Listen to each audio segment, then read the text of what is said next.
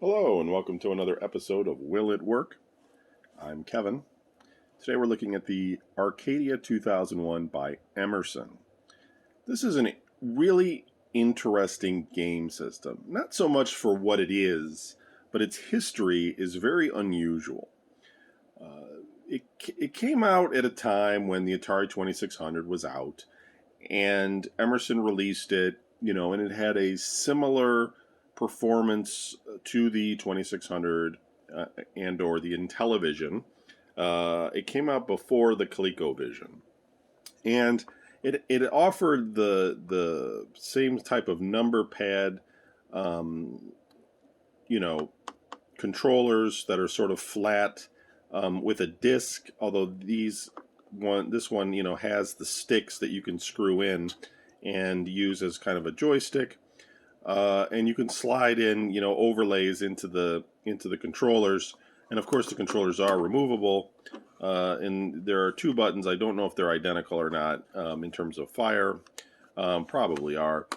And other than that, it was your standard game system. Emerson, as a brand, wasn't unknown to arcade games. They had created Defender, Galaxian, some other ones. And so they had a name in gaming. But this console only sold for about a year and a half. And only, maybe a couple dozen games or so were made for it initially.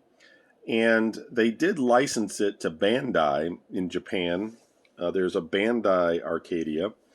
And they created it for the Japanese market. They may have created some specific Japanese games, I'm not sure, for that particular model, but they are universally compatible as far as I'm aware. What makes this console a little bit more interesting is that it was cloned constantly. There was like 30 different variations of this console all over the world, and there was even a company that was kind of like a rogue company that was kind of like Arcadia Entertainment or something like that, was selling consoles, etc., until Emerson sued them, and then they just changed their name to like Starpath or something. And so the history of the Arcadia is really wild. Like, why? There were plenty of Atari 2600 clones out there. I mean, we know, we've seen them. But why was a console that was mostly defunct, I had to pause there for a minute because somebody was at my door. But yeah, the Arcadia 2001, an interesting system.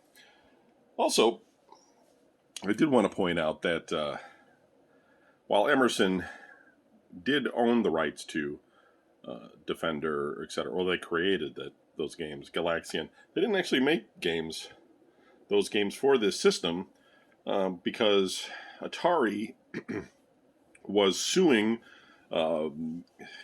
game companies that were doing similar things with their license titles because they had licensed them to Atari. So, Atari had licensed Defender, and so Emerson could not, produce Defender for this system.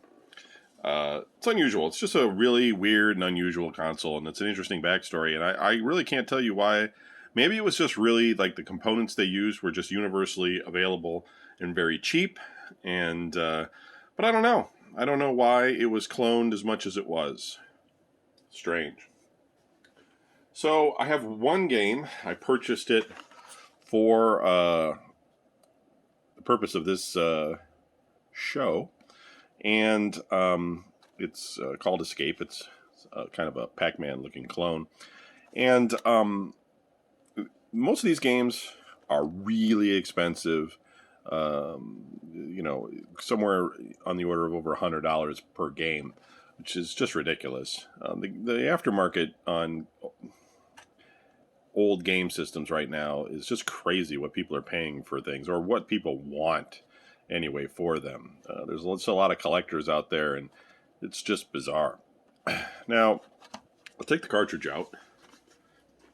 The one thing that's really unusual as well with this system is that the size of the cartridge is gigantic. I mean, it's just like this huge. It's like a paperback book. It's like a small paperback book, instructions on the one side, etc. And I've never opened one up or anything, but I imagine a lot of this is just empty plastic. I don't know why they made it this long. It doesn't take a lot of force to put the game in. You kind of just slide it in like that, and the circuit board makes contact, and that's really it. It doesn't really click into place. So I know it works. Let's go ahead and switch over to the video, and I can show you this one game.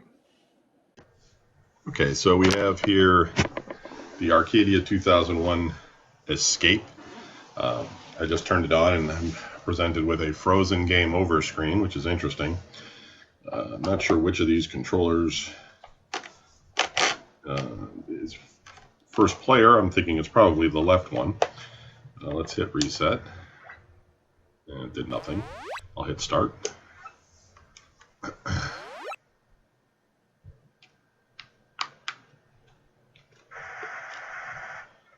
Okay, I'm the guy running towards the thing in the middle. I guess it's kind of almost like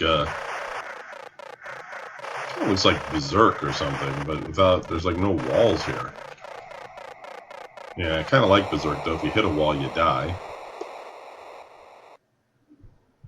Oh, there's some walls.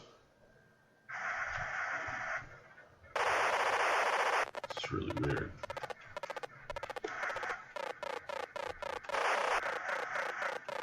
So Emerson created, I think, most of these games. It's hard to say because it's such a large aftermarket of game systems.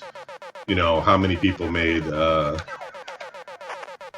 I don't know. Was that something I was supposed to get? Or is that just kind of like... Oh, it's kind of like Yar's Revenge, I think. That thing is going to power up and then shoot off someplace randomly. I think ultimately, though, I'm just supposed to head out the door.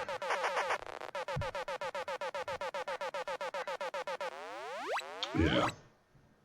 So this is not a graphics and sound phenomenon here by any measure. It's kind of it's rather plain.